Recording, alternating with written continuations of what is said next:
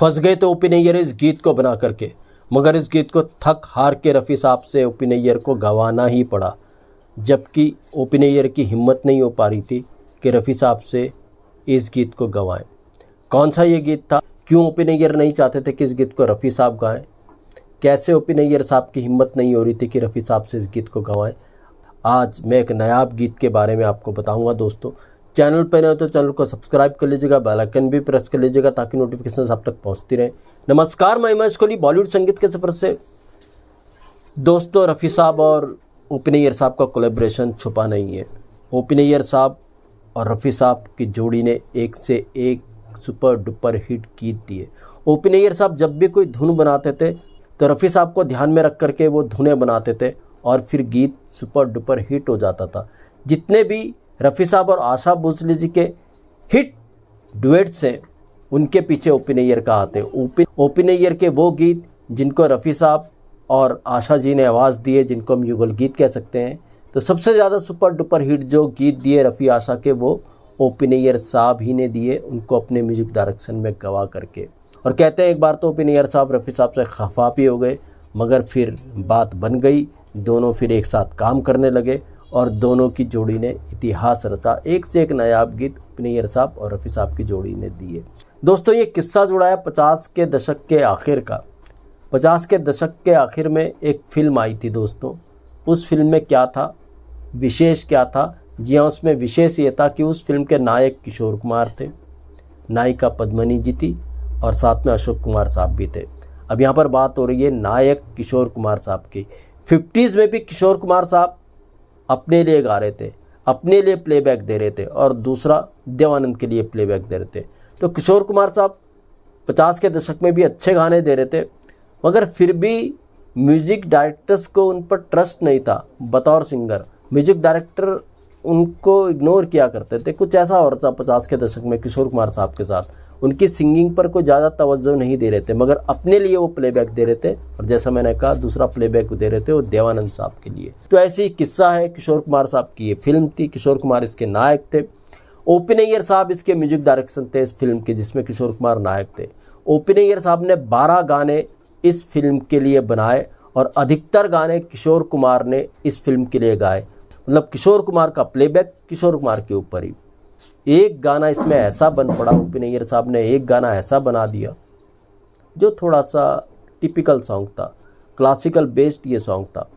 तो ओपी नैयर साहब ने कई रिहर्सल्स करवाई किशोर कुमार साहब की इस गाने को लेकर के, मगर ओपी नैयर साहब को लगा यार किशोर कुमार इस गाने को गा तो रहे हैं, रिहर्सल तो कर रहे हैं, मगर वो बातचीत नहीं बन पा रही है। बड़ा परेशान हो गए। मगर किशोर कुमार साहब को गवाना भी ज़रूरी था, क्योंकि कहते हैं इस फिल्म में अशोक कुमार साहब का भी पैसा लगा था। तो कहीं ना कहीं बंधे हुए थे ओपी नैयर साहब अशोक कुमार किशोर कुमार से। तो अशोक कुमार किशोर कुमार से जब ये बंधे हुए थे तो पक्का था कि किशोर कुमार को ही ये गीत गाना था। मगर ओपी नैयर को मज़ा नहीं आ रहा था किशोर कुमार साहब की आवाज़ में। अब वो काफ़ी परेशान थे इस गीत को लेकर के। इस गीत की रिकॉर्डिंग नहीं हो पा रही थी, रिकॉर्डिंग रुक जाती थी, वो बातचीत नहीं बन पा रही थी रिहर्सल में। तो एक बार मुलाकात करते हैं ओपी नैयर साहब मन्ना डे के साथ, और मन्ना डे साहब को सारी सिचुएशन बताते हैं यार, सारी कंडीशन बताते हैं यार, एक गाना ऐसे ऐसे बन पड़ा है, किशोर कुमार साहब की फिल्म में किशोर कुमार साहब उसमें नायक हैं, मगर ये गीत किशोर कुमार साहब ठीक नहीं गा पा रहे हैं, ऐसा उनको लगता है। तो मन्ना डे साहब ने सारी स्थिति को सुना और उस गीत के कुछ हिस्से को भी सुना। तो मन्ना डे साहब ने कहा ओपी नैयर साहब को, अरे आप एक काम क्यों नहीं करते यार, इस गीत को रफ़ी साहब से गवाओ, फिर देखो कमाल। मगर ओपी नैयर साहब फिर भी नहीं मान रहे थे।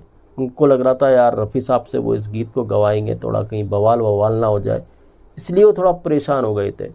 मगर जब ये बात अशोक कुमार तक भी पहुंची, देखिए अशोक कुमार भी इस गीत के लिए रफ़ी साहब को ही चाहते थे। तो जब ऐसा माहौल बनने लगा, आखिरकार रफ़ी साहब से ये गीत ओपी नैयर साहब ने गवा ही दिया और किशोर कुमार साहब को भी एतराज़ नहीं हुआ। बाद में जब किशोर कुमार साहब के ऊपर इस गीत का पिक्चराइजेशन हुआ, किशोर कुमार साहब भी खुश हुए।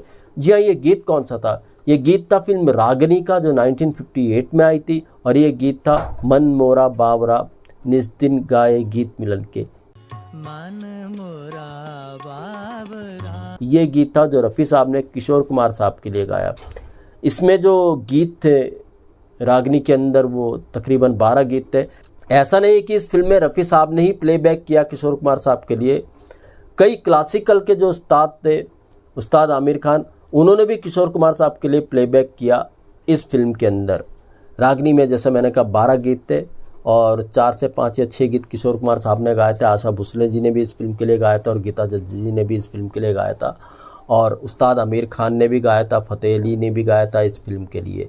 तो ये फिल्म म्यूज़िकल ये फिल्म थी, मगर ख़ासकर वो गीत मन मोरा बावरा, इस गीत को पहले किशोर कुमार साहब गाने वाले थे, मगर थक हार कर इस गीत को ओ.पी. नैयर साहब को रफ़ी साहब से ही गवाना पड़ा।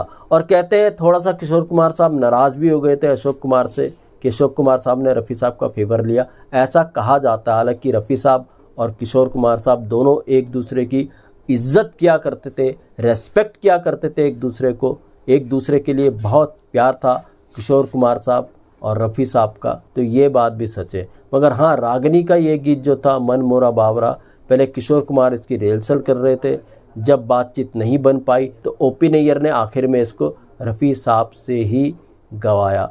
तो दोस्तों, ऐसे भी किस्से वैसे किस्से मैं आपके लिए लेकर के आता रहूँगा। महेश कोहली को दीजिएगा इजाज़त। Good bye, good luck and take care.